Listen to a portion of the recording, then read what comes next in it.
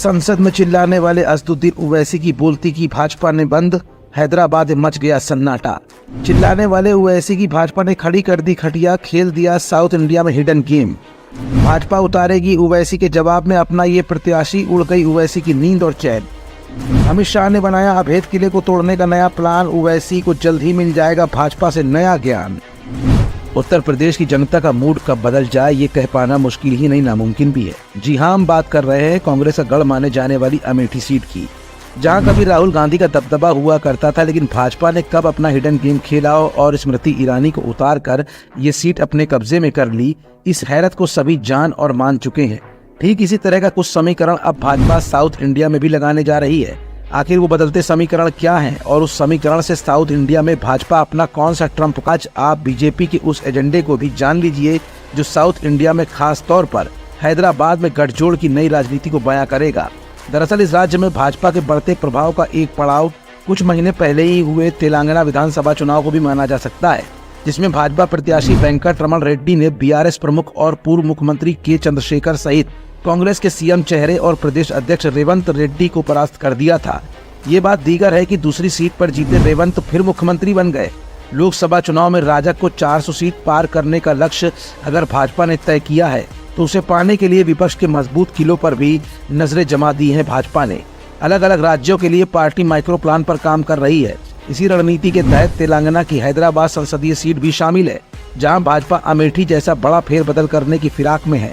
माना जा रहा है कि पार्टी यहां के कद्दावर AIMIM सांसद असदुद्दीन ओवैसी के विरुद्ध किसी तेज तर्रार महिला प्रत्याशी को भी उतार सकती है। उत्तर भारत में अपनी जमीन काफी मजबूत कर चुकी भाजपा दक्षिण भारत में भी विस्तार के लिए लगातार प्रयासरत है। कर्नाटक में भगवा खेमे का मजबूत जनाधार पहले से ही है और इसी तरह तेलंगाना के लिए भी पसीना बहाया जा रहा है। इस राज्य में भाजपा का प्रभाव धीरे धीरे पड़ रहा है।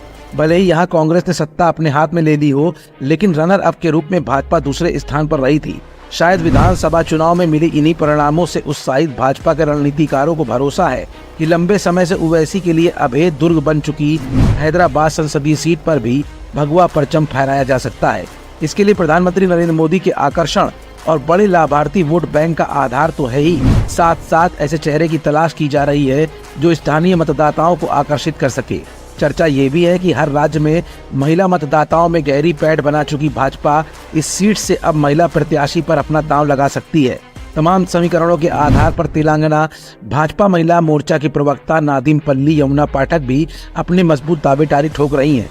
मतलब साफ है कि लोकसभा चुनाव 2024 से पहले भाजपा गठबंधन नई राजनीति को नया मोड़ दे सकती है, जिसके तहत भाजपा का साम्राज्य पूरे अखंड भारत की तरफ आगे बढ़ता जा रहा है और इस विजय रथ को रोक पाना मुश्किल ही नहीं बल्कि नामुमकिन सा हो गया है। जहां एक तरफ आंध्र प्रदेश में चंद्रबाबू नायडू को सेट करने के लिए भाजपा ने एड़ी से चोटी तक का जोर लगा दिया, तो वहीं इंडिया गठबंधन से जयंत चौधरी को तोड़कर एनडीए में शामिल करने की पूरी कवायद छेड़ रखी है। उधर बीजेपी समाजवादी पार्टी से दारा सिंह चौहान को अपने साथ पहले ही ले चुकी है और सुभाषपा के ओम प्रकाश राजभर एनडीए का घटक दल बनकर काम कर रहे हैं। पंजाब में अकाली दल के साथ बातचीत चल रही है, तो पूरे भारत में गठबंधन की नई रणनीति के साथ चाणक्य अमित शाह बीजेपी के पक्ष में हर मुमकिन खेल खेलने को तैयार है। और अगर उत्तर भारत में बन चुकी पकड़ के बाद दक्षिण भारत की हैदराबाद सीट पर भी भाजपा किसी मजबूत कैंडिडेट को उतार कर ओवैसी के अभेद किले को तोड़ पाने में कामयाब होती है, तो भाजपा का राज पूरे अखंड भारत पर हो जाएगा। भाजपा की इन्हीं रणनीतियों से पूरा विपक्ष हैरान और परेशान सा दिख रहा है और अब ये परेशानी ओवैसी के लिए भी मुसीबत का सबब बन सकती है।